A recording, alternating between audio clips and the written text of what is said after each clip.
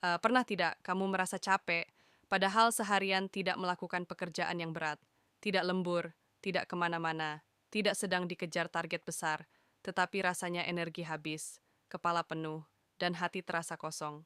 Capek yang seperti ini sering membingungkan, karena kalau ditanya, capek kenapa? Kita sendiri tidak tahu jawabannya. Banyak orang mengira capek itu selalu soal fisik, padahal semakin ke sini, banyak dari kita lelah bukan karena kerja keras, melainkan karena hidup dijalani tanpa arah yang jelas. Kita bangun pagi, membuka ponsel, melihat notifikasi, membalas pesan, menjalani pekerjaan, berpindah dari satu kewajiban ke kewajiban lain, lalu pulang dalam keadaan letih, bukan karena tubuh dipakai terlalu banyak, tetapi karena pikiran tidak pernah benar-benar berhenti. Rutinitas terus berjalan, hari berganti hari, tetapi kita tidak benar-benar hadir di dalam hidup kita sendiri. Capek seperti ini tidak bisa diselesaikan hanya dengan tidur, karena yang lelah bukan cuma badan, melainkan pikiran dan perasaan. Masalahnya seringkali bukan karena kita kurang melakukan sesuatu, justru sebaliknya. Kita melakukan terlalu banyak hal tanpa memberi ruang untuk memahami mengapa kita melakukan semua itu. Kita terbiasa multitasking, tetapi jarang fokus.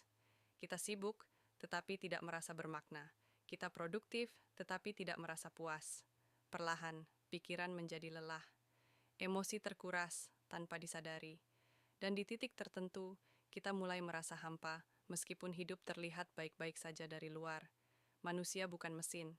Kita tidak diciptakan hanya untuk bergerak, bekerja, dan menyelesaikan daftar tugas tanpa henti. Kita butuh alasan, kita butuh makna. Ketika kita bekerja tanpa tahu untuk apa, menjalani hari tanpa tahu kemana arahnya, dan bangun pagi tanpa tujuan yang jelas, maka wajar jika hidup terasa berat, meskipun tidak ada masalah besar yang sedang dihadapi. Ini bukan tanda kamu lemah. Ini tanda bahwa ada sesuatu dalam hidupmu yang tidak lagi sejalan dengan dirimu. Capek sebenarnya bukan musuh.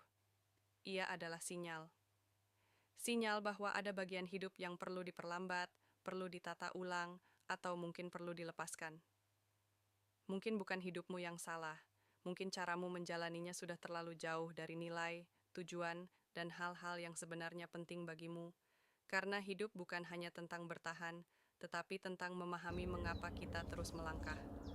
Jadi, jika hari ini kamu merasa lelah tanpa tahu alasannya, cobalah berhenti sejenak, tarik napas, dan dengarkan dirimu sendiri. Bukan untuk menyerah, bukan untuk menghindar, tetapi untuk bertanya dengan jujur.